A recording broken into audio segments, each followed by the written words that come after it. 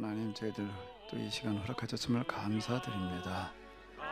이 시간 저희들의 대화를 나누면서 우리 모두에게 귀한 시간, 복된 시간 되게 하시옵소서. 우리 주 예수 그리스도의 이름으로 기도하옵나이다. 아멘. 네, 이 시간은 또 우리 오전의 말씀을 중심으로 같이 좀 이야기를 나누는 시간을 가지시도록 하겠습니다.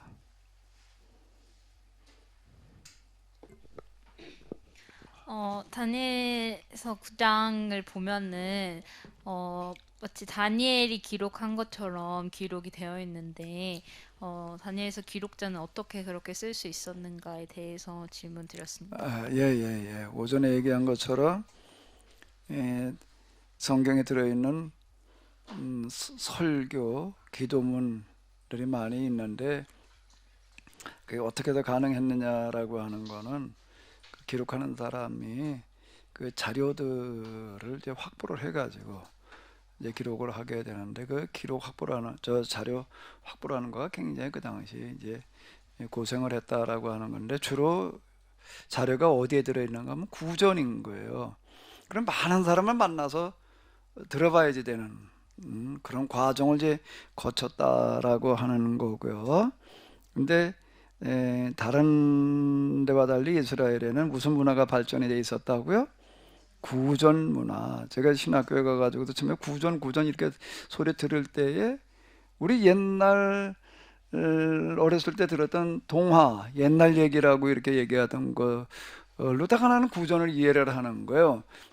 그게 얼마나 정확성이 있겠느냐. 그럼 굳이 옛날 얘기라는 게 말하는 사람에 따라서 각색이 얼마든지 가능하니까 이렇게 생각을 했는데, 근데 이스라엘에는 어떤 구전 문화가 생겨났는가라고 하게 되면은 이 성경 율법이라고 하는 그 신앙 때문에 문자 그대로 전달하는 구전이 발전을 한 거예요.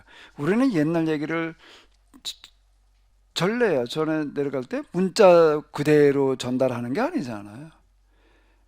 그 문자 그대로 전달을 하는 거예요. 그 문자 그대로 전달하는 거가 어떻게 더 가능했느냐라고 한다라고 하게 되면은요, 그거는 이제 아이들이 라피 수업을 받고 이제 그런 교육 과정에서도 그렇고 성경 공부를 한다 뭐 이렇게 할 때에도 그렇고 회당이나 이런 데도 교육할 때에 80% 이상이 전체 시간에서도 그렇고 내용에서도 그렇고 뭐를 하는가 하게 되면 선생님이 얘기를 하는 거를 외우는 거예요.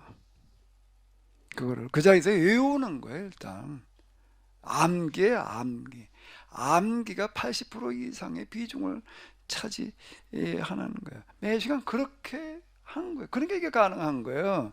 그러니까 예를 들어 우리가 포로기 때 뭐 이제 신명기 사학 그리고 뭐 회당에서 뭐 성경 공부를 했다. 그럼 오늘 우리가 허듯이 이렇게 했다고 생각을 하면 그거는 오산이에요. 일단 모여서 뭐를 하는 거라고요? 외워가지고 가는 거예요. 그 가르치는 사람도 외워서 말을 하는 거고. 그러니까 일단 외워야지 뭐가 얘기가 될 거 아니에요.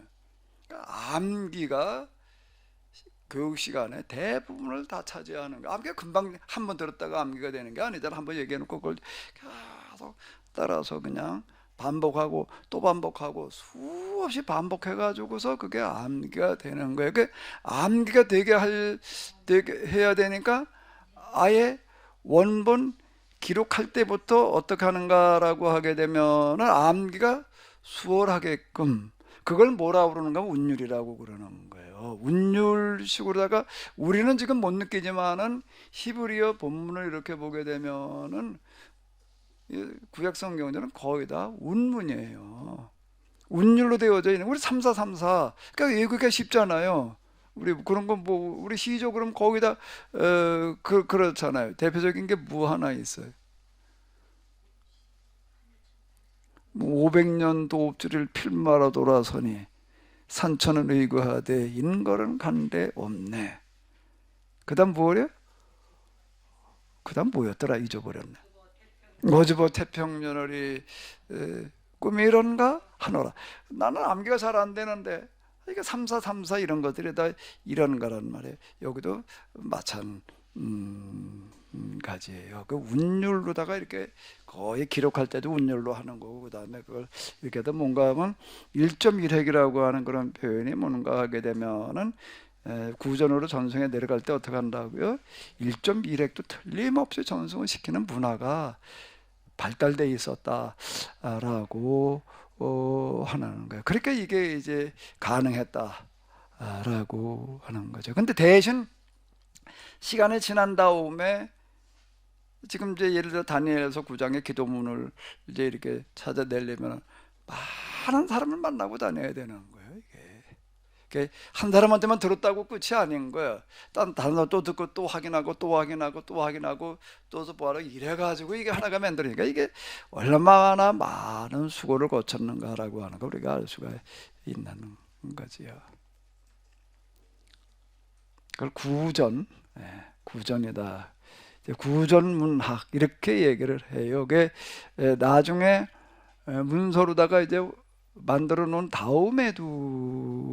그런데 문서화 시키는 작업은 포로기 이후, 포로기 때 이제 야 이게 잘못하면은 나라가 이제 다 망해가지고 포로 끌려가 보니까 구전이 사라질 수도 있겠다. 이래가지고 이제 문서화 시키는 작업을 하는 거예요. 그게 오늘 우리가 가지고 있는 오경이라고 하는 건 그때 가지고 이제 문서화 시킨 작업이다. 이렇게 이제 보는 거고 포로기 이후에 이제 활발하게 문서화 시키는 작업이 이제 진행이 되어져요. 근데 문서화가 되어진 다음에도 뭐가 더 권위가 있었는가 하면 문서전승보다 구전전승이 더 높게 평가가 됐다.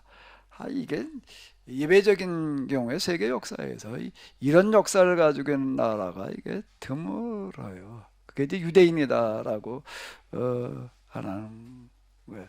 지금도 유대인들은 지금도 왜요? 그 엄마들이 아이들이 아예 젖 먹을 때부터 계속 고통한다는 거예요. 성경 읽어준다.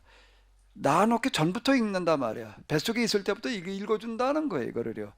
낳아놔서 또 계속 옆에서 성경 읽어주는 거예요. 그럼 그 아이는 크면 저절로 그냥 외버리는 거예요.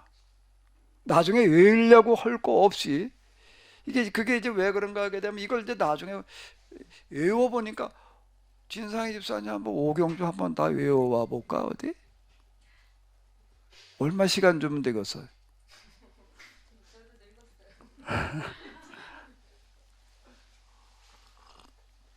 엄청 어렵다고. 그러니까 이걸 이제 어렸을 때부터 외우게 하는. 그래야지 수월할 거 아니에요. 이거를 하다가 보니까 어렸을 때 언제부터냐라고 할 때 아예 뱃속에 있을 때부터 읽어줘 버리게 되면은 저절로 이 아이가 나중에 말을 배우고 뭐 이렇게 클 때 그냥 외운다고요. 근데 내가 한번 실례를 봤어요. 제가 몇 번 얘기를 했잖아요. 우리나라에서 어느 제 학교에 왔던 제 지도 교수님이 있었는데 명절 때 인사를 갔다고요. 세배로러 갔더니 애들이 이제 그 남매가 있더라고요. 그러는 거예요. 얘들아, 요 전도사님 오셨다 나와서 인사해라. 그러니까 둘이 나와서 이제 배꼽 인사라고 갈라고 그러니까 그때 하나는 유치원이고 하나는 초등학교 1학년 되거나 말거나 그 나이 또래에 있는데 저 아빠 그러는 거예요. 얘들 성경 좀 한번 외봐라 그러는 거예요. 그러니까 둘이 이제 뭐 하고 있어? 외라 그러니까 어디요 그러는 거야. 그래서 그 뭐 어디 외봐라. 그러니까 처자 둘이 서가지고도 나이 차이가 3살인데 아니 뭐라고 그래야지 되나? 어떻게 그렇게 더듬거리는 것도 없이 그냥 줄줄줄줄 서로 이게 맞춰가지고서 나오는지 너무 신기한 거야. 조금 외다 그 다음에 몇 장을 외라. 마태복음 앞부터 외는 거고 그다음에 15장으로 가라. 15장이 그냥 아니 뭐 녹음했다가 틀어놓은 거고 나오는 거. 또 몇 장 외라. 그다음에 또 구약으로 가도 어디를 외라. 또 줄줄줄줄 나와. 또 딴 데 외봐라. 아이 뭐나 성경 암송대 어쩌고 저쩌고 뭐 가끔 봤지만 이렇게 암송하는 건 나 중국에 놀라도 물어봤어요. 그게 어떻게 해서 애들이 저렇게 외웁니까? 그랬더니 그 교수님 그런 그 애들 엄마 그 사모님이 아주 믿음이 좋은데 어떤 식으로 했는가 유대인 하는 식으로 했다는 거야. 진짜 뱃속에 있을 때부터 외워주고 읽어주고 그냥 계속 젖 먹일 때부터 읽어줬더니 말할 때쯤 되니까 저절로 그냥 외우더라. 그냥 저절로 나오더라는 거야. 읽어준 거거든. 하도 그것만 듣고 크다가 이렇게 보니까. 그리고 또 하나 그 얘기가 뭔가 하게 되면 그래 놓으니까 글자를 가르칠 필요가 없더라.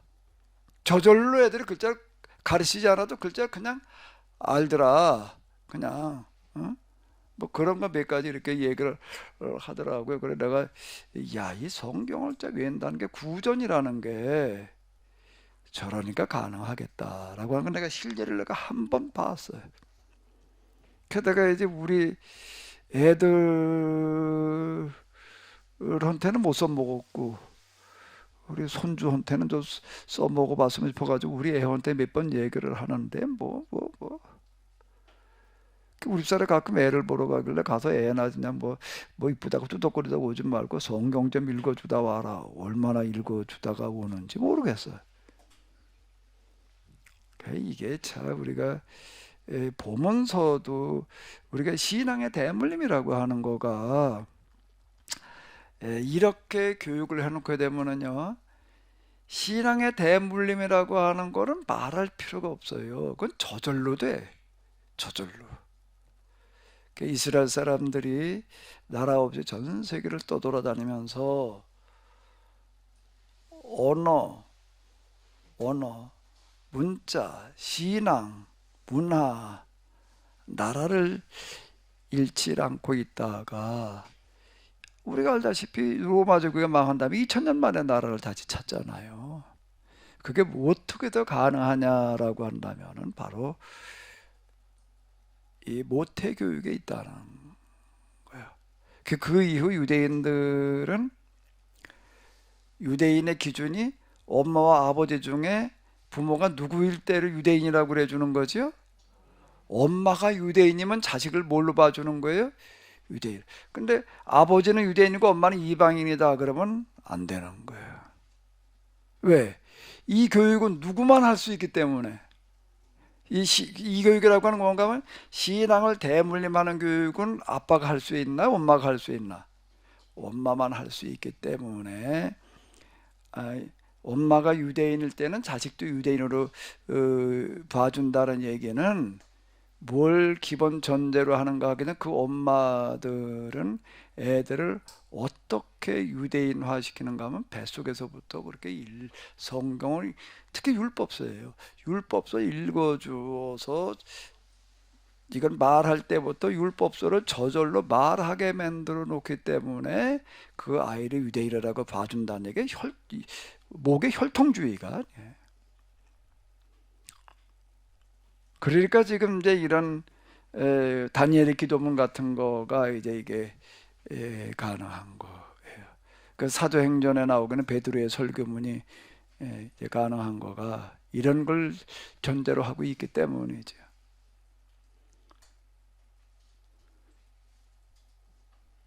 질문이 있는데요. 네, 예, 예. 그러니까 모세오경이라고 했는데 아까 다니엘서도 그렇고 또 느헤미야서도 그렇고 이런 것까지 구전에 남았다는 얘기는 진짜 많은 것들이 구전되고 있었다는 건데 이 수많은 것들을 그 기준이 뭐였을지도 되게 궁금합니다. 그러니까 어떤 건 구전으로 내려라.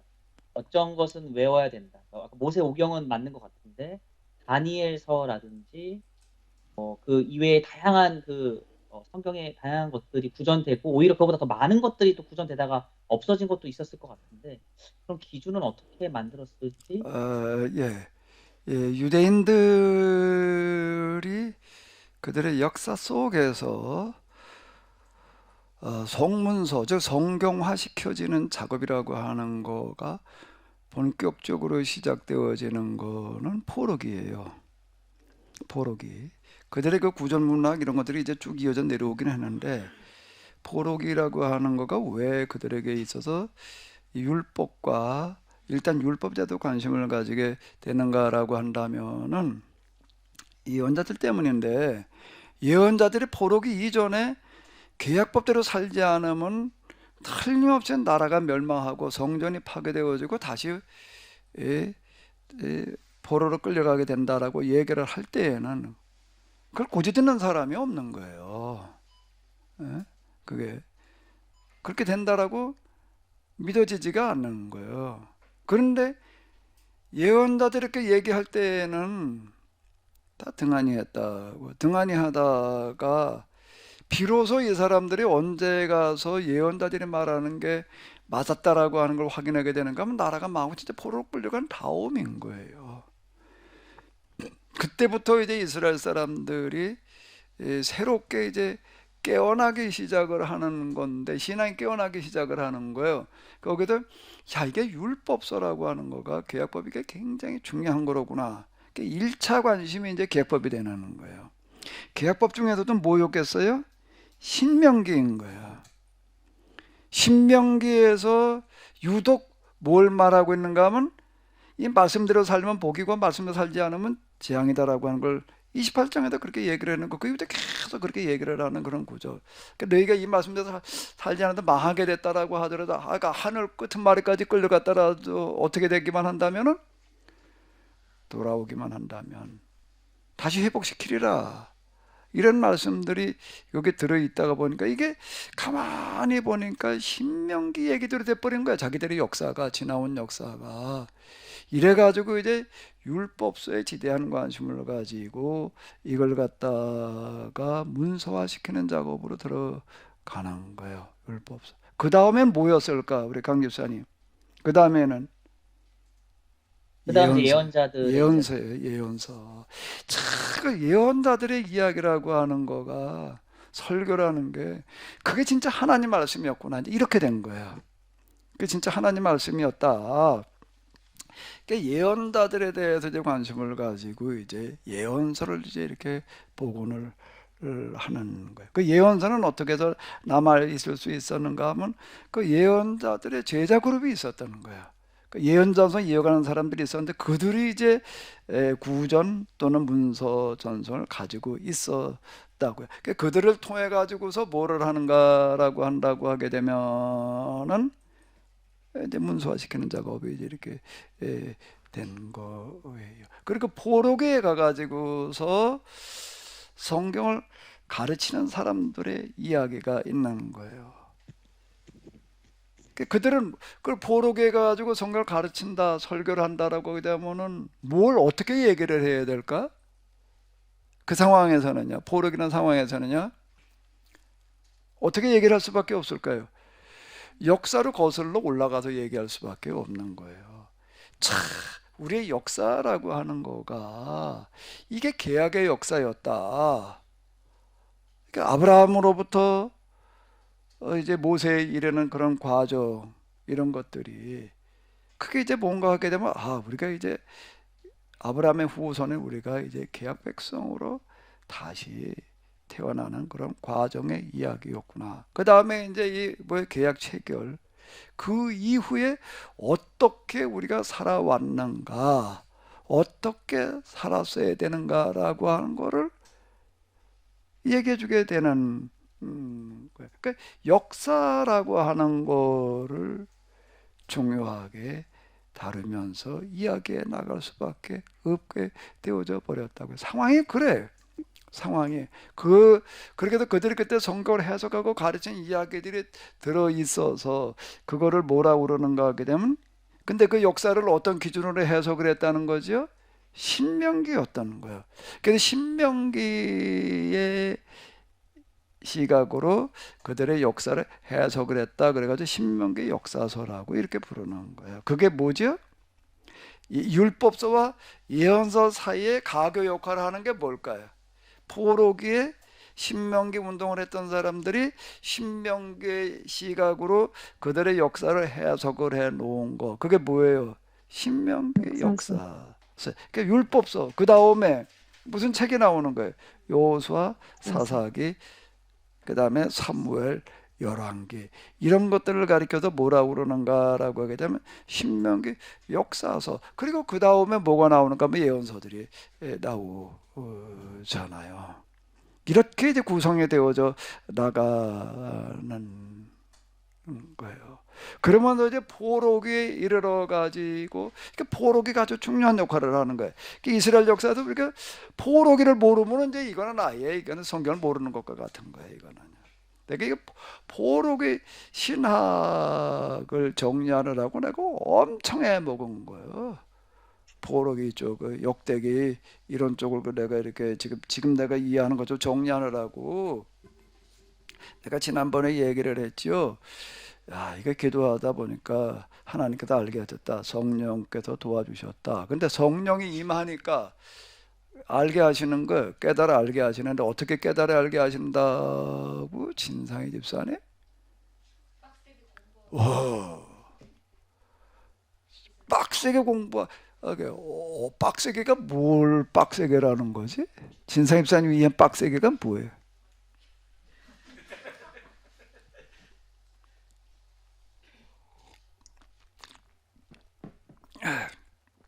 죽도록 공부하게 하시는 거예요. 첫 번째가 계약에 대해서, 두 번째가 포로기 신학이었던 거예요. 이 두를 내가 건너가느라고 엄청 고생하고 엄청 많이 읽고 엄청 씨름했어요. 이거요. 그리고 그 당시 그 배경적인 것들, 이런 것들, 무슨 배경, 뭐 당시 상황 어쩌고 저쩌고 하는 거는 빡세게라고 하는 거가 뭘 말하는가 하면, 내가 계약법 가지고 이렇게 이럴 때는 계약법이라는 이름으로 나와 있는 책, 그 계약이라는 단어가 들어가 있는 책은 다 있는 걸 말하는 거야. 예? 다 있는 걸 얘기를 하는 거예요. 포로기 어쩌고 저쩌고 하게 되면 또 포로기, 신구약, 중간기 뭐 어쩌고 저쩌고라고 나와 있는 책들을 내가 구할 수 있는 건 다 읽는 걸 말하는 거예요. 그게 빡세게 해요. 그게 빡세게. 그리고 이걸 씨름을 해가지고서 정리해 나가게 하시더라. 근데 포록에 이르러 가지고서 이제 이런 것들 과정에서 뭐에 대해서 이제 다시 묻게 되는 거야. 자, 이 율법이라고 하는 게 도대체 이게 뭐였느냐라고 하는 것에 이제 피로도 관심을 가지고 묻게 되는 거예요. 그러면서 야, 이 율법이라고 하는 거가 이게 곧 하나님의 말씀, 즉 구약법이고, 이코로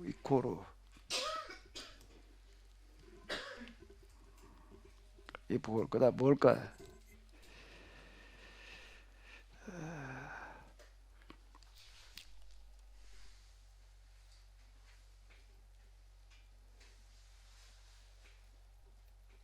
율법이 뭐라는 거예요?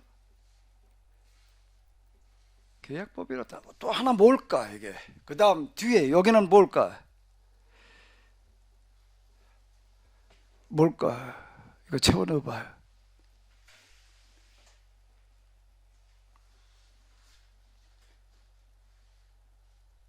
원리일치, 에? 뭐라고요? 원리일치의 법. 여기 뒤에 여기 뭐 깍두기라고 그러더라고. 아, 두 단어. 뭐죠 이게요?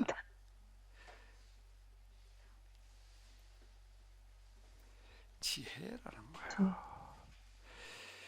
진리라는 단어보다 그건 지혜라는 단어를 썼다. 이게 곧 지혜였다. 왜 지혜라는 단어를 썼을까? 이게 사람이 살아갈 수 있는 가장 지혜로운 방법이다. 이거보다 더 나은 방법은 없다. 그게 지혜. 그게 지혜 문학이라고 하는 게 등장을 하는 거예요. 그 다음 지혜.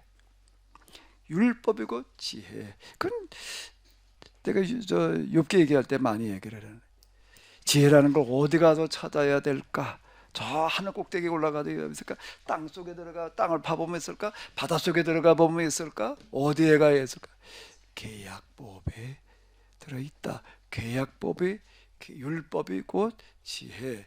그 시편 1편이 이걸 얘기를 하는 거예요. 그게 그거보다 더 나은 삶의 처세 방법은 없다. 이렇게 되는 거예요. 그러니까 성경은 이렇게 구성되어져 있는 거예요. 율법, 율법서, 역사서, 그다음 뭐라고요? 예언서, 그다음에 지혜.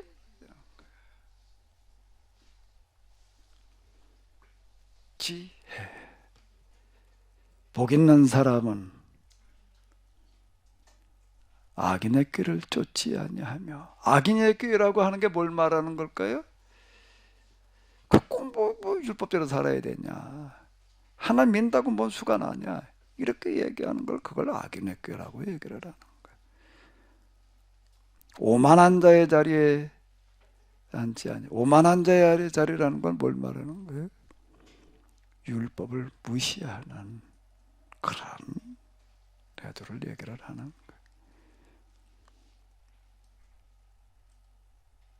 시편, 욥기 이런 것들이 비로소 이제 이때 이제 정리가 돼 나가는 거지. 포로의 신학을 모르면은 이건 아예 이 성경에 대해서 눈을 뜰 수가 없어요.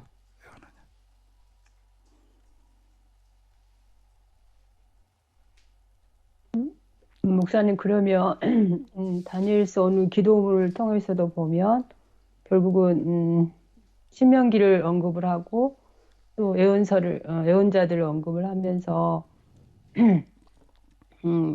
거기 척구들은 성경 공부를 했다 이렇게 공부하면서 70년을 기억하게 됐다 이렇게 나오잖아요. 그러면 다니엘도 포로기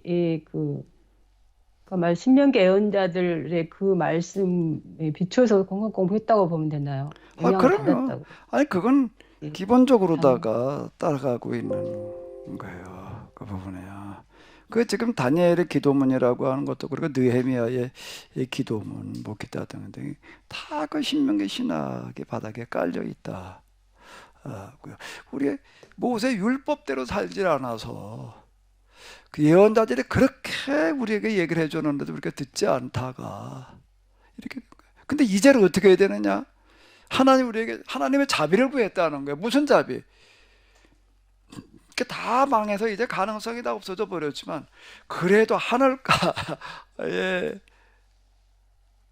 이르렀어도 어떻게 하기만 하면은 다시 하나님께로 돌아오기만 하면은 받아주시겠다고 말씀하지 않으셨습니까? 그러니 이제 우리가 이렇게 회개하고 돌이키니 우리를 다시 받아줘서 그게 자비를 구한다는 거예요. 하나님의 자비를 구한다는 게 성경의 얘기는 자비가 무언 자비를 말하느냐? 이거 신명기 신학의 바닥에 깔리지 않으면 성경의 얘기하는 자비가 무슨 자비인지를 이해가 안 되는 거예요. 그냥 뭐 그저 하나님의 사랑 그냥 뭐 이렇게만 하나님의 사랑 뭐 그냥 뭐 받아주신다 그런 걸 얘기를 하는 게 아니야. 우리가 계약법을 어겨가지고 이 뭐냐 이 꼴이 되는데 다시 계약법대로 돌아가면은 받아주신다고 그러지 않았습니까? 그러니 우리가 지금 계약법으로 다시 돌아가니 우리를 받아주도 그걸 자비라고 그러는 거예요. 자비라는 단어가 주로 불교에도 많이 쓰니까 그냥 뭐 어려운 일이 있을 때 와서 얘기하면 다 들어주시고 해결해주고 그런 식으로 자비 얘기하는 게 아니라고. 하나님의 자비가 그런 자비라는 얘기가 아니야. 덮어놓고 그냥 어렵다고 하도 호선 받아준다는 얘기가 아니야. 기복신앙하고 뭐가 달라요? 이거는. 계약법을 우리가 염두에 두지 않으면 성경의 신학을 우리의 신앙을 하나님을 이게 이해가 안 돼. 우린 그동안에 이런 게 없었어. 그리고 하나님의 사랑을 맨날 떠들어댔다고 그냥. 그래서 가난한 사람도 불쌍한 사람도 도와주고 하나님의 사랑을 실천하는 건데 이렇게 얘기를 하는 거야. 예. 그러다 이 모양 됐다고 우리가.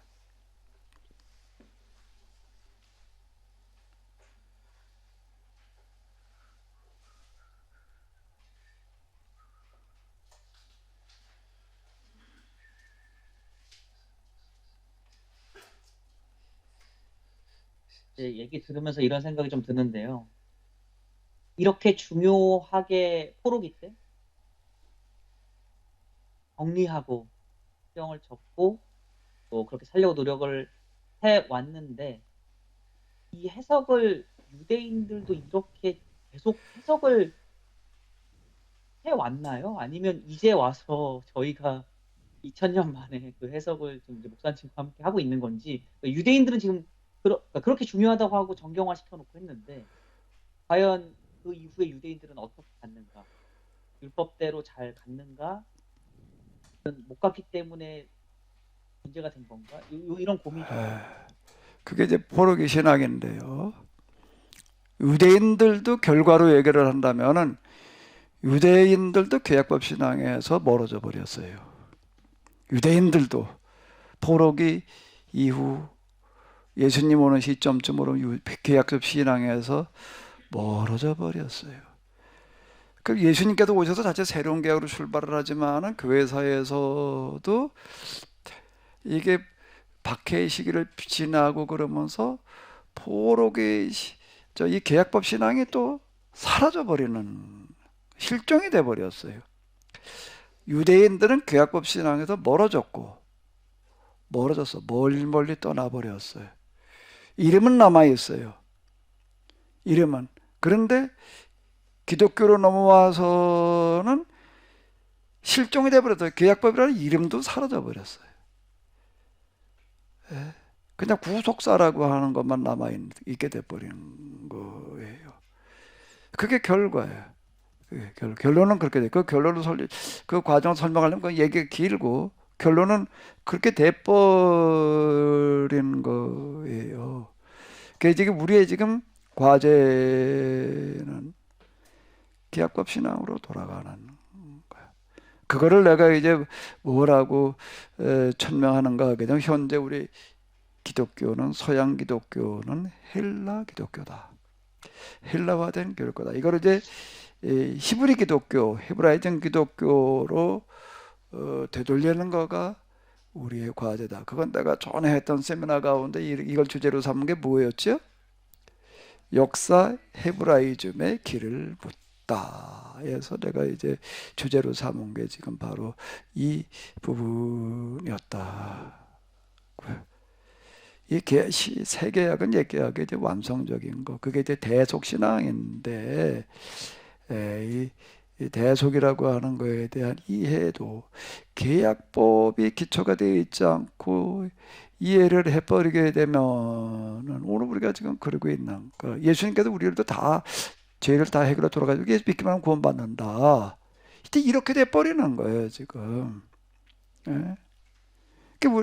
예수님께 우리도 다 죄를 다 지면 돌아가지고 예수님 앞에 죄만 곱하고 다 용서받고 구원받는다. 이러고 끝나버리는 거예요. 계약법 신앙으로 돌아가게 되면 예수님께서 우리의 죄를 우리가 아직 죄가 무엇인지도 모를 때 죄를 위해서 대신 돌아가셨으니까 그 예수님 믿고 이제 우리가 예수 대속으로 구원받았으니까 우리는 무슨 길을 가야 되는 거예요? 대속의 길을 가야 되는. 그 대속 자체가 잘못된 게 아니라 대속에 대한 이해가 잘못된 거예요. 이게 그 대속의 길을 가는 것 자체가 대신 회개하고 다니엘의 기도나 느헤미야의 기도나 다 그런 거 아니에요. 그리고 지금 그리스도의 남은 고난에 동참한다라고 하는 그런 얘기는 십자가 지고 가는 과정의 어려움, 고통만을 말하는 게 아니라 신앙생활하면서 선교하면서 뭐 어쩌고 저쩌고 그게 우리가 멀어진 만큼 잘못된 만큼 그걸 어떻게 해야 된다고요? 대신 우리가 그 고난을 받아야 된다는 거예요. 그게 계시록에서 얘기하는 게 그 얘기 아니에요.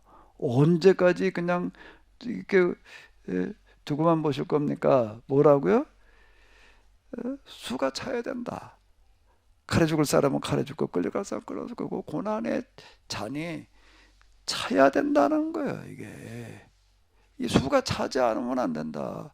단순한 이치에 아니 서울로 간다는 목을 길을 잘못 떨어가지고 대전으로 1시간을 갔어. 그러면 어떻게 해야 돼? 1시간 돌아와야 원점인 거예요. 아, 근데 하나님 그냥 이제 대전으로 뭐 1시간 안 돼 그냥 서울로 온 걸로 해주십시오. 그럼 거기 서울이 되나? 그 말이 안 되는 거예요. 그 물질의 원리나 영적인 원리나 신의 원리가 같다는 얘기예요. 잘못 간 만큼 우리 조상들이 잘못 갔어. 그럼 내가 대신 어떻게 해야 돼? 잘못 간 걸 내가 돌아와야 될 거 아니야. 예? 돌아오는 거 없이 그게 어떻게 얘기가 되냐. 그 돌아오는 거라 과정이라는 게 뭐예요? 그게요? 수없는 실패와 고난으로다 그걸 채워야 되는 거예요. 그거는 그게 대속의 길이라는 거예요. 그 대속이야 그게. 내가 대속으로 구원받았으니 내가 대신 속지 않은 길로 가야 될 거 아니야. 그게 돌아오는 거야. 이거. 그 이제 때가 됐다고 얘기를 하는 거예요. 이제 저 시편이나 이런데 이렇게 보게 되면 이스라엘에 이제 때가 됐다. 이제 돌아갈 준비를 해라. 왜? 그 동안의 포로기 동안에 많은 사람들이 대속의 잔을 채우는 거예요. 그 우리 그거를 자꾸 성공주의라고 하는 걸로다가 미화시켜 놓게 되면은 이건 완전히 신앙 자체를 뒤집어 버리는 거예요. 우리가 대신 실패해야 되는 거예요. 대신 고난을 당해야 되는 거예요. 그 실패라는 건 뭔가라고 하게 되면은 아이 잘못된 세상 저희가 지배하는 세상에도 고지고대로 하려고 그러니까는 그게 통할 리가 없는 거예요. 그래도 해야 되는 거예요. 그건 절대 실패가 아니야.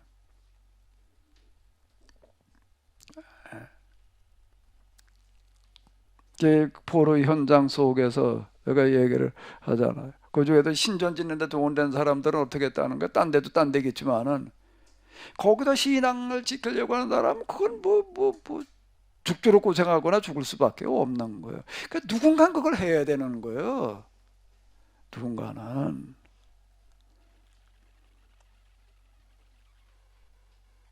목사님 신학에서 뭐 영광의 신학이 있고 뭐 고난의 신학이 있대서 그렇게 좀 쫓는 사람들이 좀 분류가 되는데 여기서 말하는 그 개혁법에서 말하는 이런 십자가 진 대속 신앙과 그 고난의 신학은 좀 차원이 다른 거죠. 아니 고난의 신학, 영광의 신학은 이름 자체가 잘못된 게 아니라 명제 자체가 잘못된 게 아니라 이해와 해석이 잘못된 건데 대신 여기서 고난의 길을 가는 거가 하나님께 영광이 된다라고 하는 영광의 신학이라고 하면 얘기가 돼. 근데 그렇게 영광의 신학이라고 그러지를 않는 거예요. 예? 이 땅에서 누리는 거. 고난의 신학이라고 하는 거가 야 그동안 우리 조상들이 이렇게 잘못했으니까 잘못 왔으니 돌아가야 돼. 돌아가는 거는 고난일 수밖에 없는 거예요. 그러니까 우리가 이거는 누군가가 이 대가를 치르지 않으면 안 된다. 우리가 기꺼이 대가를 치르자. 그렇게 얘기하는 고난의 신학이라고 하면 얘기가 되는 거지. 그래 고난의 신 그렇게 얘기를 하지를 않잖아 지금. 예수님께도 고난 당하셨다. 그러니까 우리에게 남은 건 이제 영광만 남았다. 이렇게 얘기하는 영광의 신학, 이런 고난의 신학이야 이게 이제. 기독교에서 얘기하는 고난의 신의 영광의 신학이 그렇게 지금 뭐라고 그래도 왜곡돼 있다고.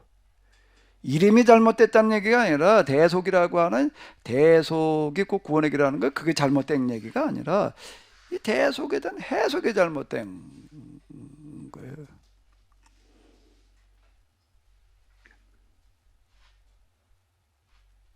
기껏 고난의 책까지 얘기한다는 게 예수님께서 십자가의 고난의 길을 가졌으니까 우리가 이제 힘들더라도 뭐 전도하자 뭐 어쩌자 뭐 이런 얘기 아니야. 그렇게 얘기를 하면 또 고난의 신학에 동참한다 이렇게 말을 한다고 지금.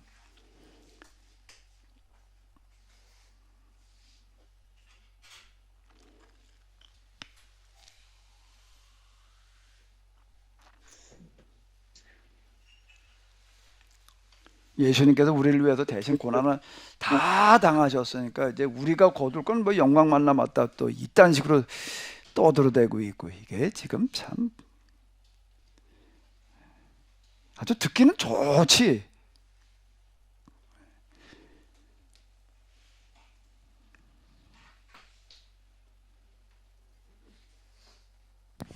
저는 이번 설에 그 설 예배를 드리면서 그 아버님께서 이제 믿음에 대해서 설교를 하셨는데 저희 은진이가 또 대표로 아버님과 잘 토론을 하더라고. 전 감이 두려워서 아무 말도 못했는데 누가 했다고? 은진이가 어. 예, 그래서 아버님께서 믿음을 강조하셨는데 은진이가 실천이 사실은 더 중요하지 않냐 이제 그렇게 말했는데 아버님이 믿음이 중요하고 실천은 이제 결과론적 측면에서 실천을 말한다 이렇게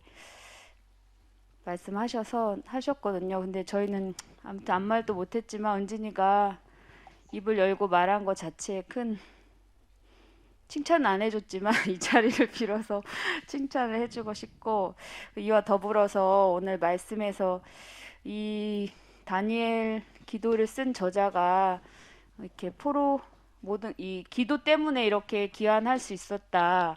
이 기도를 굉장히 강조하고 있잖아요.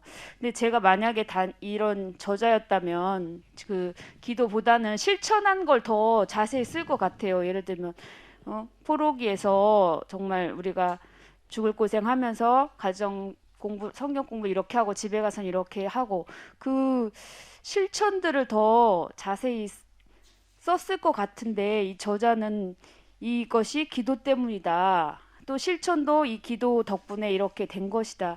이렇게 기록한 게 기도와 실천의 관계가 궁금하고요.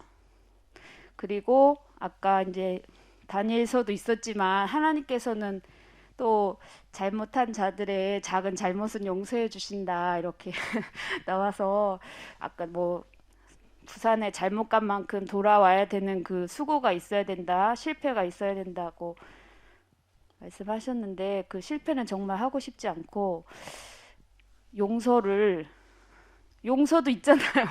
용서. 그 저희 자식들도 부모님께 뭐 이렇게 잘못했을 게 뉘우치고 했을 때 용서해 주시잖아요. 그런 것처럼 꼭 그만큼은 아닐 것 같은데 꼭 그만큼 실패를 해야 되는지 그게 궁금합니다. 예, 금방 이제 기도와 실천의 관계 부분에 있어서요.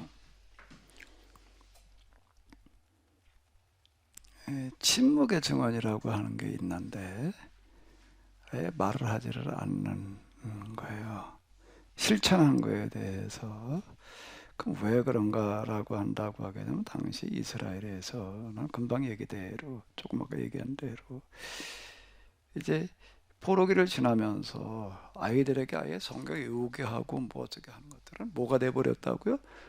문화가 됐다. 게다가 귀환할 때쯤 되면은 이스라엘에는 어떤 문화가 이미 형성이 되어졌는가라고 하면 성인식을 굉장히 거창하게 한다고.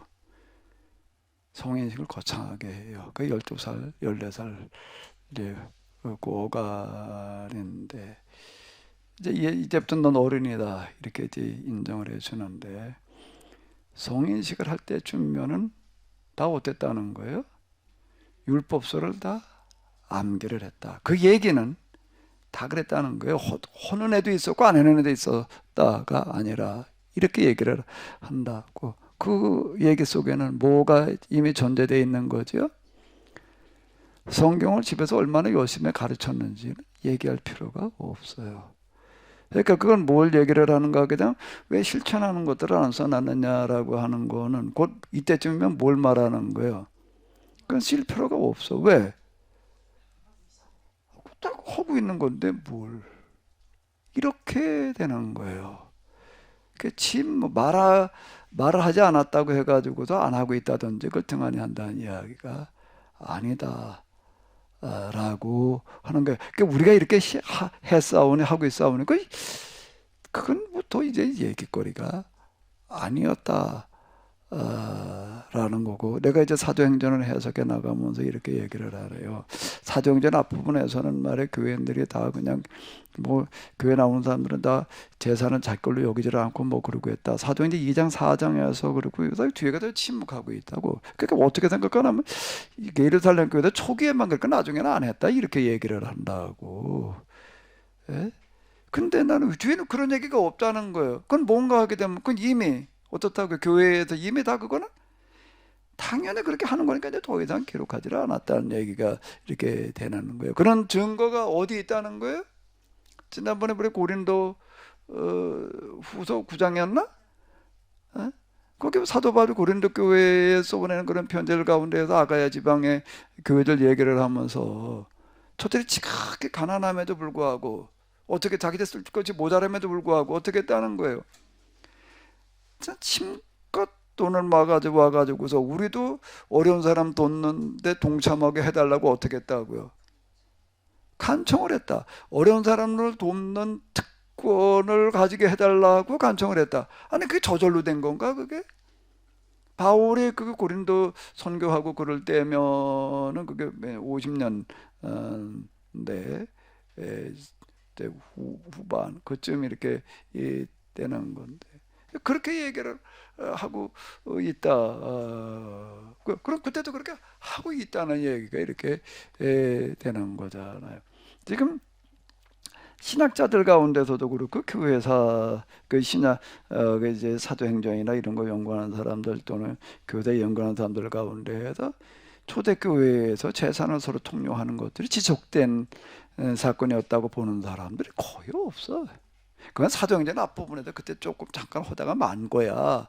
이렇게 다 얘기를 해. 왜 거기밖에 얘기된 데가 없으니까 이렇게 얘기를 한다. 그 이제 침묵의 증언이라고 하는 부분들도 우리가 이제 이렇게 그건 얘기할 필요가 없이 돼버렸다는 거예요. 언급할 필요가 이제는 없다는 얘기가 이렇게 되는 거고 그렇게 볼 수가 있다라고 하는 것. 또 하나 뭐였지? 용서, 자비. 간 만큼 돌아와야 된다. 자, 이스라엘 사람들이 포로기 때까지 나라가 망할 때까지 잘못 간 건 몇 년 갔을까? 햇수로. 500년. 햇수로. 사울부터 따져가지고 사울 다윗부터 따져서 500년이야. 500년이에요. 500년. 자, 500년 잘못 갔어요. 20절, 오늘 19절까지 읽었는데 20절부터 읽어보자고. 20절부터는 이제 다니엘의 기도한 거에 대해서 이제 와가지고 가브리엘이 응답을 얘기해 주는 어떤 이제 이런 건데, 하나님께서 내 기도를 들어주셨다. 이제 하나님께서는 70년이 7번이나 더 지나서야 내 백성과 내 거룩한 도성을 죄와 허물 때문에 고생하는 그 길에 돌아오도록 하실 거다. 70년에 7번이면 몇 년이야? 500년. 477이? 49. 몇 년이야? 490년. 바꿔 얘기를 하면 뭐예요? 500년 잘못 간 게 얼마 지나야 된다는 거예요? 500년 지나야 된다는 거예요. 1시간 잘못 갔으면 돌아오는데 얼마나 걸리나? 1시간 걸리는 거지. 예? 아니 1시간 잘못 가는 뭐를 올 땐 비행기 타고 오나? 그러니까 77이 49가 되는 거예요. 그런데 실제로는 몇 년이었을까? 7번을 이래가 며칠이 이래야 7일이잖아. 7번은 빼버린 거라고. 그리고 7분의 1로 깎아주셨어. 그래서 몇 년에? 그건 자비가 아닌가? 그건 은혜가 아닌가? 그 70년에 7번이어야 되는데, 70년에 7번이어야 되는 거예요. 그죠? 그래야 되는데 몇 년 만에 돌아오는 거예요? 그래 다니엘은 그러는 거예요. 우리에게 자비를 베풀어 주소서. 뭐 이거 뭐 500년 채우려면은 뭐 이게 뭐. 근데 그걸 이제 어떻게 해 주소서? 70년으로 깎아 주소서. 그 자비를 구한다는 거예요. 그거 어떻게 생각하시오? 에? 자, 할 말 있으면 또 해봐.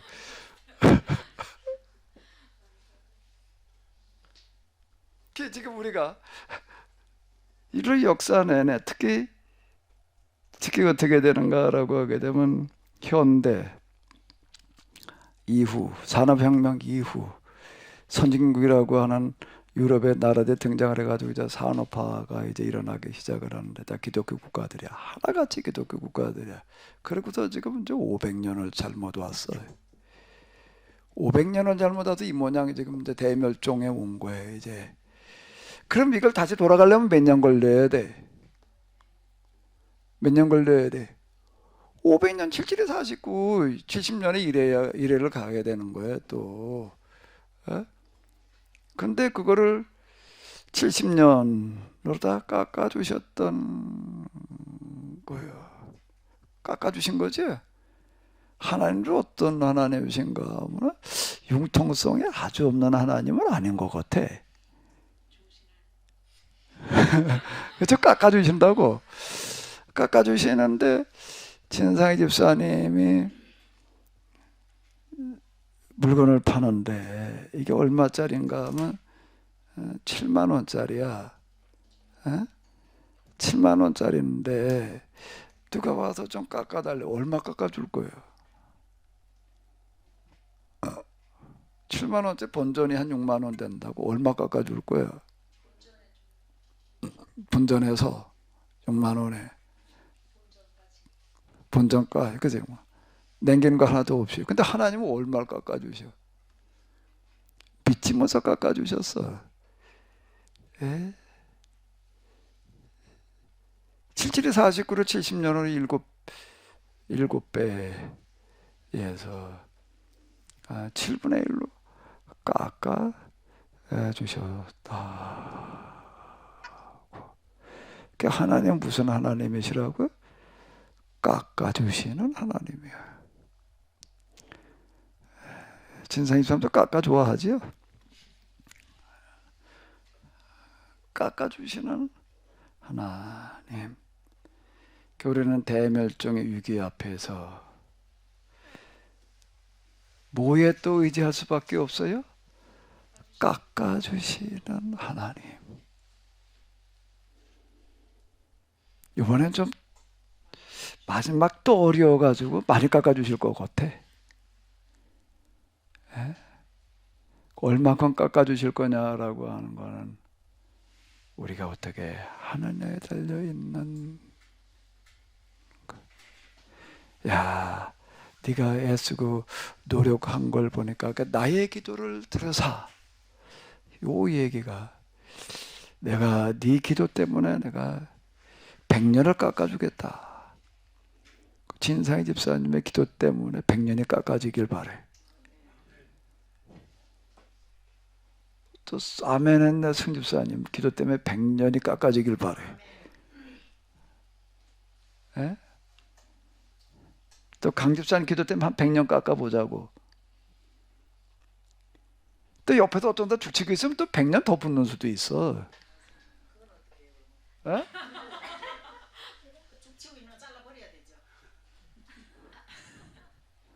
잘라버려야 돼? 좁아가야 돼? 진짜 그런 거예요. 깎는 사람 있는가 하면은 하는 걸 보니까 야, 너한테는 7만 원에 안 팔아. 10만 원 내. 그럴 수도 있는 거예요. 그지? 그럴 수도 있는 거예요. 그 나는 깎는 사람이어야 될까? 붙이는 사람이어야 돼? 늘리는 사람이어야 될까? 네. 여기 특히 계약 공동체 내에 들어와 있으면은 정말 신경 써야 돼. 나 때문에 드러날 수도 있어. 나 때문에 도로함에 탑을, 이 말은 좀 그런가? 어? 불교 용어가 돼서 좀 그런가? 대신 나 때문에 말짱 도루묵이 되는 수도 있어. 예?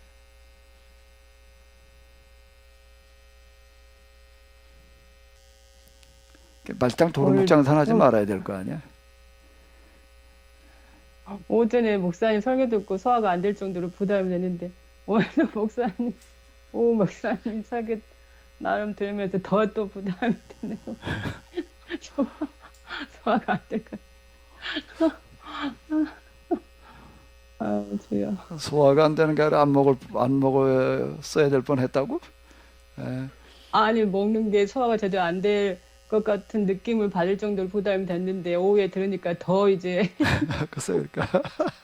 안 될 것 그러니까 이게 지금 같아요. 이런 거예요. 진짜 책임의식이어야 되는 거예요.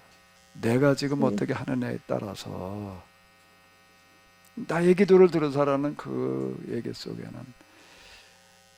내가 지금 어떻게 하느냐에 따라서 이제는 인류의 창사가 결정될 수 있다는 거예요. 그게 나의 기도를 들어서예요. 그게. 다니엘서 저자는 9장에 그걸 쓰고 있는 거라고요. 거룩한 부담을 촉구하고 있는 거예요.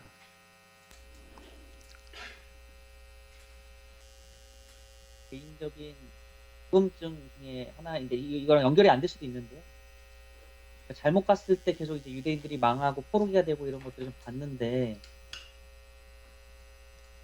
독일 히틀러에 의해서 유대인들이 많이 학살 당했었잖아요. 그것도 혹시 목사님 어떻게 해석하시는지 좀 궁금. 그 유대인들 히틀러도 물론 잘못이지. 히틀러 뭐 그건 더 얘기할 필요도 없는 거고. 근데 이 유대인들은 히틀러 치하에서만이 아니라 어디에 가서든지 미움을 샀어요. 어디에 가서든지 미움을 샀는데 그 이유가 어디에 있는가 하면 그들의 왜곡된 신앙 때문인 거예요. 그 선민의식이라고 하는 어떤 이런 것들이 자기들만 선택받았다라고 하는 어떤 이런 거, 그리고 다른 사람들은 다 완전 이방인이라고 하는 어떤 이런 거를 하나님 저 지옥의 땔감처럼 여겼다고. 예? 그리고 자기들만 이렇게 돼버리는 거야. 근데 이 사람들이 이제 포로기를 거치면서 그리고 이제 그 이후 전 세계로 떠들면서 뭐는 발달을 했는가 하게 되면 교육을 통한 상술과 기술력이 뛰어났다고요. 그러니까 이 사람들은 어디 가든지 또 그 지역의 상권을 지배를 해요. 상권을 지배를 해요. 그 요한계시록에도 그런 얘기 나와요. 그제 상권의 사람들이 지배를 했다고. 상권을 지배를 해가지고서 그걸 가지고 다 같이 유익하게 하는 쪽으로다가 가면은 문제될 게 하나도 없어. 근데 그 상권을 지배한 걸 가지고 어떻게 하려고 드나? 자기들끼리만이라고 이렇게 돼버리면은, 그러면은 유대인들을 그냥 내버려 두면은 어떻게 되는 결과가 오는 걸까요? 자기들이 파산이 되는 거예요. 근데 숫자로 놓고 볼 때는 유대인은 소수야. 나로운 돌멩이야. 그럼 어떻게 해야 돼? 어떻게 해야 돼? 그 강집사님이 그때 만약에 정권을 잡고 진짜 국정을 운영하는 위치에 있다라면 이걸 어떻게 해야 되나? 어떻게 해야 되나 이거를. 유대인 그냥 두고 볼 수가 없는 거예요. 이거를. 예? 그러니까 어디에 가서든지 그런 일들을 그대로 공통적으로 전 세계에도 다 그런 현상이 나타나는 거예요. 지금도 미국도 유대인들이 완전히 휘저어봤잖아요. 그렇게 다 아는 얘기잖아요. 소수이면서. 그러니까 지금 사실 이스라엘이 건재할 수 있는 거는 미국을 든든한 백으로 두었기 때문에 건재하는 거지. 예? 그건 왜 그런가 하면 유대인들은 워낙 미국의 각 분야, 정계, 경제, 교육 모든 부분 다 지배하다가 보니까 지금 그 나타나는 현상이지 유대인들이 하는 일을 옳아서 그렇다는 얘기가 아니라고. 예? 저희들끼리만 살라고 그러면 어떻게 해야 돼 그게. 예? 우리는 그냥 히틀러에 대한만 초점을 맞추고 가지고서 그냥 자꾸 이렇게 얘기를 하는 이런 부분들도 그 유대인의 영향력 때문에 그런 부분들이 쉰들러 리스트 뭐 이런 거 영화 같은 것들도 그렇고 그냥 전적으로 히틀러의 잘못에만 초점을 맞춰 있잖아요. 자신들이 자성하는 그런 내용들은 찾아보기가 참 어려운 것 같아. 야, 우리가 이렇게 살면 안 되는 거였다. 좀 난 이런 것도 얘기를 해줘야 될 것 같아. 유대인들 스스로가 좀 난 그런 영화 좀 만들어 놨으면 좋겠어. 그런 문학도 좀 나오고. 왜 그거는 쓱 쳐버리고 그냥 우리 애매하게 그냥 우리 당하기만 했다는 식으로다가 이렇게 나가게 되면 뭐 대부분의 사람도 그랬나 보다 그냥 그렇게 넘어가지만은 그러나 또 역사적인 사실에 대해서 다 그렇게 문맹림만 있는 거는 아니라고요. 그러니까 지금 유대인들이 자꾸 이제 도마 위에 오르는 이유는 그런 이유도 있는 거예요. 그런 이유도. 맹탕 그렇게 그냥 뭐 아주 아브라함의 종자된다 씨를 말리자 말이 히틀러가 뭐 유대인이 뭐 유대인도 억하심정 때문에 그러겠어요? 예? 그렇게만 얘기를 하게 되면은 곤란해. 왜 그렇게 얘기할 수밖에 없었는가라고 하는 부분도 이 얘기를 해줘야 되는 거지. 지금도 뭐 전 세계 증시의 대부분은 큰 손들은 다 유대인들이야. 그래가지고 어떻게 하는 거야? 다 치고 빠져가지고도 그 나라 경제가 어떻게 되거나 말거나 그냥 지들 이권만 챙겨가려고 그런다고. 예? 그럼 그걸 좋아할 사람은 아무도 없는 거지. 그거를요. 같이 살 궁리를 해야지. 그래야지 좀 더 자기들의 영향력이 좋은 쪽에서 커질 것 같은데 그건 왜 그런 그들의 왜곡된 신앙에 그렇게 만들어놔요. 온갖 고난과 박해 속에서 살아남는 비법만들 그냥 터득을 해서 그 다음 단계까지를 못 가는 것 같아요. 그러다 보니까 율법에서 계약보다 멀어져 버렸어요. 기독교회에는 아예 계약법이라는 것 자체가 실종이 돼 버렸고. 제가 탈무드 얘기를 이제 자주 하잖아요. 그 이방인들은 다 지옥에 뗄 감이다 말이야. 그 이방인들이 와도 길을 묻거나 반대로 말을 해줘라. 이렇게 얘기하는 구절들이 많아요. 왜? 그건 그렇게 하는 게 곧 하나님의 뜻이다. 그건 뭐 그냥 골탕 먹게 해라 말이야. 자, 이렇게 돼버리는 거예요. 조사는 언론한테 뭐라고 얘기를 하는가라고 하게 되면은 이방인이 와가지고서 산통을 겪으면 또 도와달라고 그러려고 어떻게 해라? 내버려 두어라. 내버려 둬도 어떻게 해라? 애도 죽고 엄마도 죽고 다 죽게 해라. 그게 곧 하나님의 뜻이다. 왜? 이방인은 한 태어나봐야 지옥에 뗄가면 드러날 뿐이다. 자, 이렇게 생각을 하고 랍비가 그렇게 가르쳐 놓게 되면은 그게 어떻게 가가지고서 그 지역에 융화가 돼? 그게.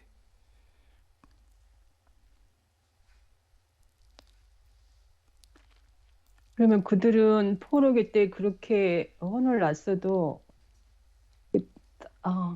그 포로기 때 또 신명기 예언자를 통해서 계약법을 공부했어도 그 후손들에게 제대로 또 전수가 안 됐다고 봐야 되나? 전수가 됐는다. 그러니까 왜곡됐다고 그러잖아, 자꾸. 왜곡됐다고. 왜곡돼서 전승이 돼버리는 거야. 이게 전달이 돼버리는 거야. 그게 멀어졌다는 거야.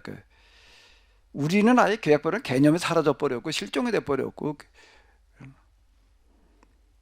그러니까 계약이라고 하는 거가 선민 사상의 기초거든요. 우리 하나님과 계약 맺은 백성이야. 그래서 우리는 어떻게 되면 뭐 할례 어쩌고 저쩌고 뭐 아주 철저하게 계약법대로 산다고 생각을 하는 거예요. 예수님 당시도 마찬가지고. 그런데 어떻게 돼버렸는가 하면 아예 그냥 멀리 가버렸다라고 하는 거예요. 그 왜곡이라는 게 꽤 무서운 거라고. 그러니까 율법이라고 하는 말과 그 특히 헬라화 과정에서 생겨난 할례, 먹는 거, 안식일, 뭐 기타 등등 지키는 게 동일시돼 버리는 거야. 그것만 지키면 율법 지킨 거다 이렇게 돼 버렸다. 지금도 그러고 있는 거야. 그래가지고 지금도 안식일 날 이스라엘에서 차단기가 떨어졌는데 올려야 되느냐 말해도 안 올려야 되는 거야. 왜 일하지 말라고 그랬으니까. 그 다음에 또 안식일 날 엘리베이터 고층 건물을 타는데 그거 뭐 걸어 올라가는 건 몇십 층이 어려운 얘기고 엘리베이터를 타야 되는데 버튼 눌러야 돼 말아야 돼. 안식일 누르지 말아야 된다는 거예요. 이렇게 얘기를 하면은요. 지금 이스라엘 사람들 가운데 그렇게 차단기가 안식일 날 떨어졌는데 올리지 않는 사람이 엘리베이터 타가지고도 버튼 누르지 않는 사람이 몇 프로나 됩니까? 그런 사람도 있고 아닌 사람도 있지 않습니까? 이렇게 이제 우리 당연히 의문이 생겨. 그렇게 근데 제가 어디 저 무슨 대학원인가 그 강의 갔을 때 이제 밥 먹으러 갔는데 거기 이스라엘에 가가지고 이제 몇십 년 유학하고 온 사람인데 어떤 분이 그걸 묻더라고요. 이스라엘 사람들 가운데 그렇게 철저하게 그 율법대로 사는 사람이 몇 프로나 됩니까? 그러니까 그 이스라엘도 몇십 년 공부하고 온 분이 그 신약을 가르치러 온 분이었는데 마주 앉아가지고 밥 먹으면서 하는 소리를 내가 들으니까 그거는 의미가 없습니다. 의미가 없는 게 왜 그런가 하면 안식일 날 차단기가 떨어졌는데 올리지 않고 엘리베이터 탔는데 버튼 누르지 않는 거는 문화가 돼버려서 그걸 다 지키지 누군 지키고 누군 안 지키는 사람이 있는 게 아닙니다. 이스라엘에는. 하도 그러니까 이제 어떻게 하는가 하면 옆에 이방인 보고 버튼 눌러주십시오. 이제 이렇게 했다는 거예요. 엘리베이터를 타가지고서. 그 옷은 이방인 올 때까지 기다리는 거예요. 이제. 그래서 그리고 타. 그러다 보니까 이제 무슨 법이 만들어졌는가 하면 야 안식일 날은 그냥 자동으로 엘리베이터가 하루 종일 그냥 층마다 섰다 갔다 하게 해놓자. 그래가지고 그렇게 만들었다는 거예요. 그게 몇 년 썼대. 그러다가 야 안 되겠다. 이건 율법 위반이다. 이래가지고 판례가 그렇게 나와가지고 다시 원점을 돌려놨다는 거예요. 그런 엘리베이터 못 만들게 했대. 다 뜨고처럼 말이야. 똑같이 버튼 눌러가지고 하게 하자라고 다시 바뀌어졌다. 이 얘기를 그 양반이 하더라고. 그건 다 지키는 거지 누군 지키고 누군 안 지키지 않는다. 그러니까 그거는 우리가 생각하기엔 그런 사람도 있고 아닌 사람도 있겠지. 유대인은 우리는 이해를 못하는 거예요. 유대인이 어떤 사람들인지를.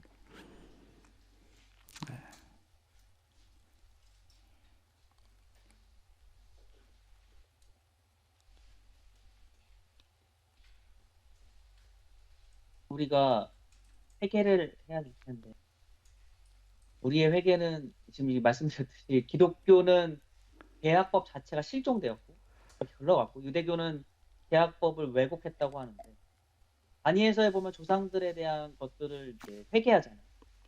지금 우리 입장에서의 회개는 이 기독교 그리고 유대교 이 전반적인 모든 것들에 대한 회개로부터 시작을 해야 되겠네요. 다니엘서라든지 이럴 때까지는 아직 그래도 그 계약법이 그렇게 잘못 갔다 왜곡시켰다까지 얘기하기는 좀 어려워요. 거기까지는. 근데 이제 그 이후에 나타나는 이제 그걸 이제 유대교 후기라고 그래요. 그 이후 이제 유대교 후기. 그 이제 다니엘서가 구약 성경 가운데도 제일 마지막에 기록된 책이다. 이제 이렇게도 얘기를 한다고. 우리는 말라기라고 생각을 하는데 실제로 제일 마지막으로 쓰여진 책이 다니엘서다. 근데 그 이후로 우리가 후기. 그러면서 거기에도 이제 완전 왜곡이 되는 그런 현상이 이렇게 나타나는데요. 우리가 이제 다니엘의 기도, 느헤미야의 기도 이런 거를 통해서 오늘 우리의 입장에서는 나라가 망하고 지금 또 풍전등화 위기에 놓여 있던 이스라엘 사람들의 위기도 심각했겠지만 오늘 우리의 위기는 또 그거하고 이제 비교가 안 돼. 코로나 위기라고 하는 거는 대멸종의 위기인데 그 원리 부분에 있어서는 같은 원리로 우리가 얘기할 수밖에 없다는 거죠. 그게 우리의 지금 과제라고 하는 거예요. 그건 틀림없는 것 같은데 그런데 우리 기독교 내에서 이렇게 해석을 하는 사람이 없는 것 같아. 우리나라에서만 없는 게 아니라 전 세계적으로 기독교 내에서 이렇게 해석하는 해석이 없는 것 같아.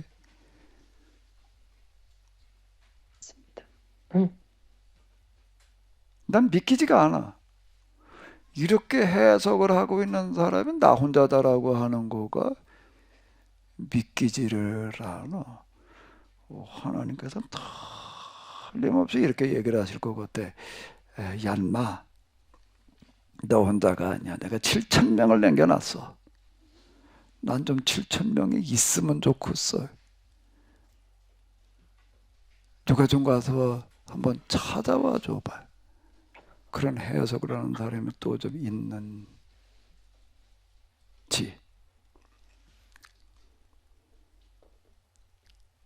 아직 못 들어본 거.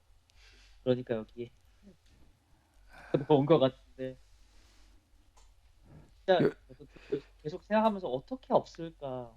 이게 들으면 들을수록 이게 명확해지는데 더 명확해진다는 느낌이 저 어떻게 이런 인터넷 시대에 여기 이렇게 보게 되면은 여기 무슨 네이버, 그 구글, 뭐 어쩌고 저쩌고 이게 다 검색 엔진들을 말하는 건데요. 이거 검색 엔진들을 말하는 거야. 이게 엣지, 익스플로러. 이 검색 엔진이라고 하는 거에 성능과 속도가 얼마나 대단한가라고 하게 되면 이 검색창에다가 내가 뭘 치면은 뭘 보여주는가 하게 되면 개인 블로그가 있어요.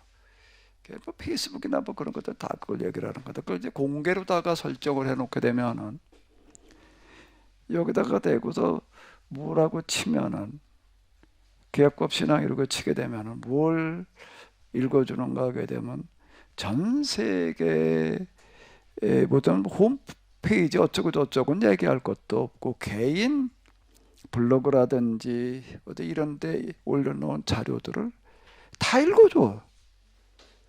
다 읽어줘요. 그래가지고 띄워주는 거예요. 여기다가. 예? 그거예요. 그럼 이렇게 쳐보게 되면은요. 대충 뭐 책 제목, 책 제목이 막 다 보여준다고. 나는 아무리 검색을 해봐도 내 컴퓨터에서는 검색이 안 되더라고. 이렇게 해석하는 해석이 난 의문이야. 아니 진짜 이게 이렇게 해석하는 사람이 나밖에 없을까? 그런데 이걸 다시 이렇게 물어봐. 에이, 그럴 리가 없겠지. 근데 진짜 그렇다면 그러면 내 해석이 잘못돼서 그렇겠지. 그렇지. 근데 내가 또 물어봐. 그럼 내가 해석하는 게 잘못된 걸까? 난 내 고민은 사실 이런 고민이었어요. 그동안에. 도대체 이게 내가 잘못됐겠지 말이 이럴 리가 있냐. 그러니까 또 물어봐. 아무리 물어봐도 내 해석이 맞는 것 같아. 내가 생각해봐. 왜? 뭘로? 원리와 이치로. 누구도 이렇게 해석을 했어. 나보다 훨씬 유명한 사람, 큰 권위가 있는 사람, 누구도 이렇게 해석했어. 풋노트라는 게 그런 거 아니에요? 이렇게 똑같이는 안 해도 누구는 조금 이렇게 해석을 했는데 근데 거기서 나는 이렇게 조금 다르게 얘기를 해. 다 그렇게 얘기를 하는 거 아니에요 지금. 예? 근거 제시라는 거가 이제 그런 식으로. 난 풋노트 달 게 없어. 아무도 말한 사람이 없으니까. 그럼 어떻게 해야 돼? 누구도 비슷하게도 얘기를 했어. 이게 없으니, 달 게 없으니 어떻게 해야 돼? 원리와 이치라고 말할 수밖에 없어요. 난 내가 달 수 있는 풋노트는 유일하게 원리와 이치. 자, 이렇게 지금 얘기를 하고 있는 거예요, 지금. 어쨌든 뭐 얘기가 또 이쪽으로 갔는데요. 정말 오늘 우리는 정말 심각한 위기에 서 있어요. 위기를 어떻게 당해야 되느냐. 성경에서는 뭐라고 말을 한다고요? 신명기를 가지고 이야기를 하는 거예요. 예수님께서 인용하신 구약 성경도 뭐가 제일 많은가 하면 신명기예요. 사도들의 설교 이쪽으로 넘어와서도 가장 큰 비중을 두고 있는 거가 신명기다라고 하는 거예요. 그래서 뭐 신명기적 성경 공부 뭐 이제 이런 얘기하고 그러고 하는데요.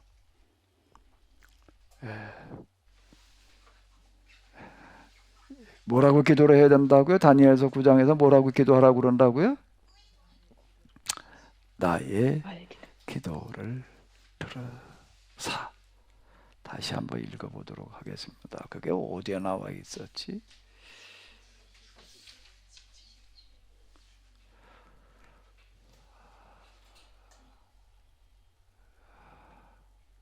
자, 여기까지 한번 같이 요걸 가지고 읽을까요?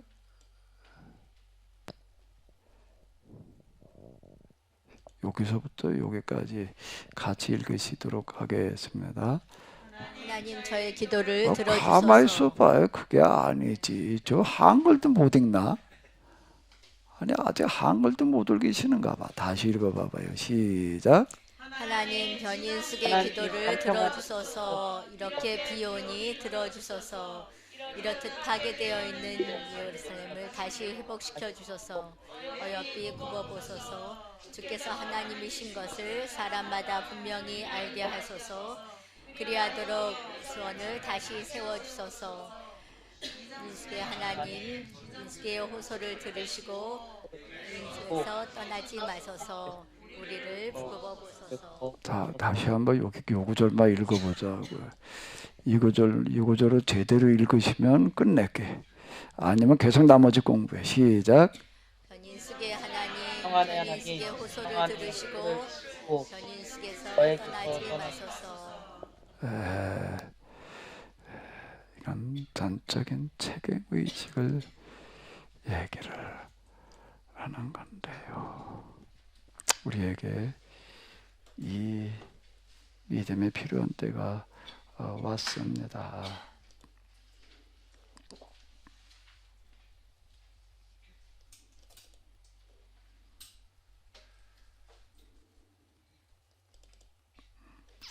그 믿음이 있느냐였는가?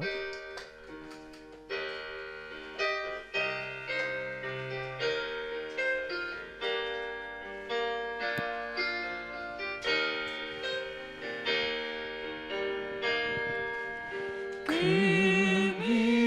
믿음이 없느냐 여자시 하나를 믿음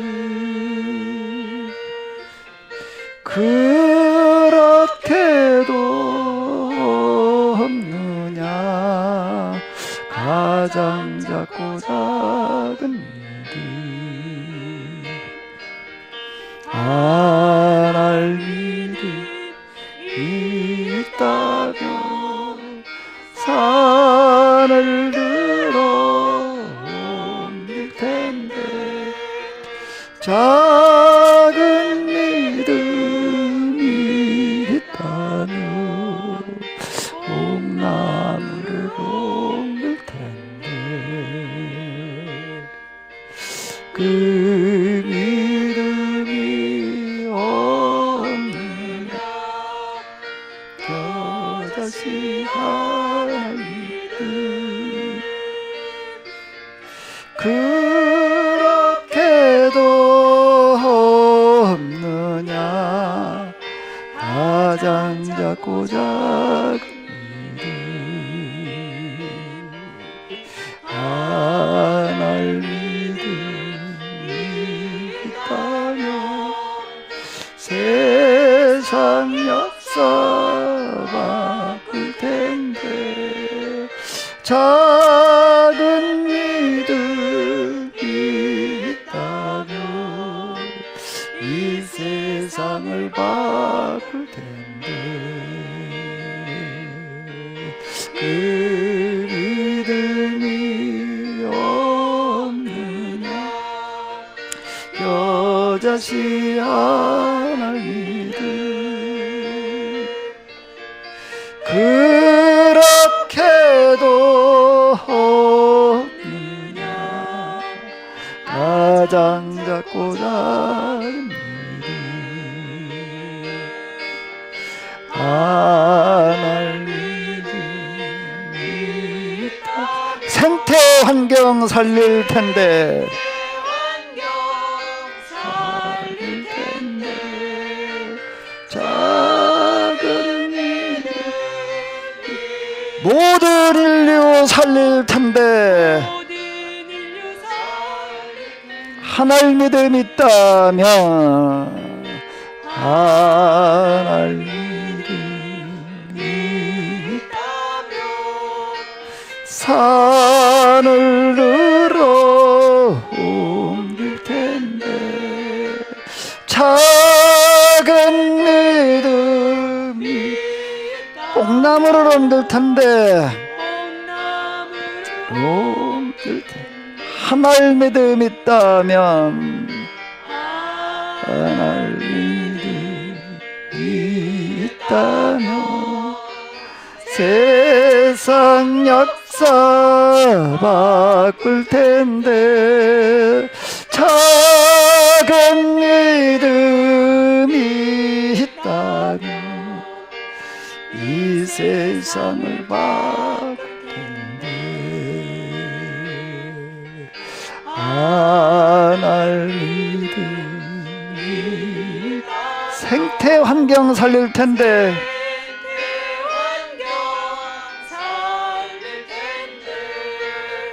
작은 믿음이 모든 인류 살릴 텐데. 예, 마지막 소절이요. 한 번 더. 하나님 믿음이 있다면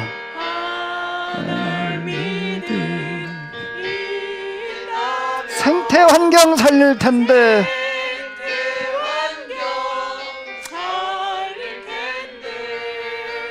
작은 믿음 모든 인류 살릴 텐데.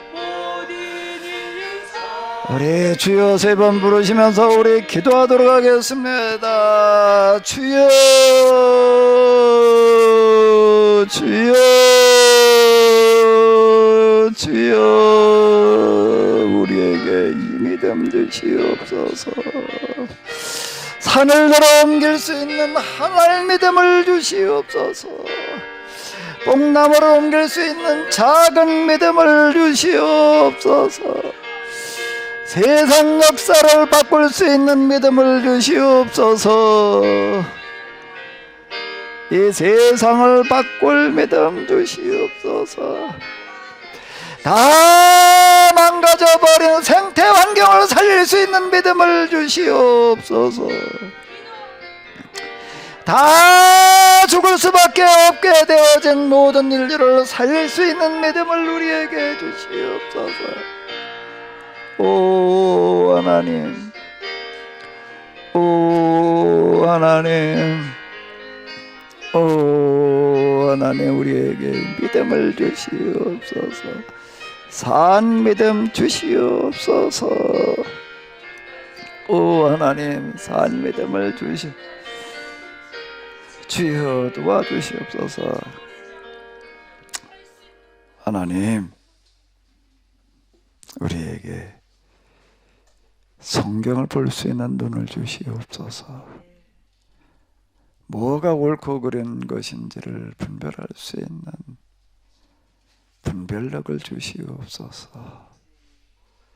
우리에게 올바르게 판단할 수 있는 지혜를 주시옵소서. 우리에게 겨자씨 하나를 믿음, 누룩 하나를 믿음을 주시어서 가장 작은 것 같은 그런 믿음을 주시어서 산을 옮기게 하여 주시옵소서. 뽕나무를 옮겨 심게 하여 주시옵소서. 이 세상 역사를 바꿀 수 있게 하여 주시옵소서. 이 세상을 구해낼 수 있게 하시옵소서. 다 망가져버려서 주저앉아서 이제 대멸종을 맞고 있는 이 생태 환경을 회복할 수 있는 믿음을 주시옵소서. 모든 인류 다 멸종할 수밖에 없게 되어버렸는데 코로나가 지금 그 전주국인데 죽음의 사자가 지금 문 앞에 와 있는데 띠죽음이 지금 임박해 있는데 살 길을 만들어낼 수 있게 하여 주시옵소서. 성경을 계약법으로 이해하게 하여 주시옵소서. 하나님을 계약법으로 이해하게 하여 주시옵소서. 우리에게 주어져 있는 이 환경을 타개하는 길을 계약법으로 이해하게 하여 주시옵소서. 도와주시고 자비를 베풀어 주시옵소서. 우리 주 예수 그리스도의 이름으로 기도하옵나이다. 아멘. 네, 5시간 수고 많으셨습니다.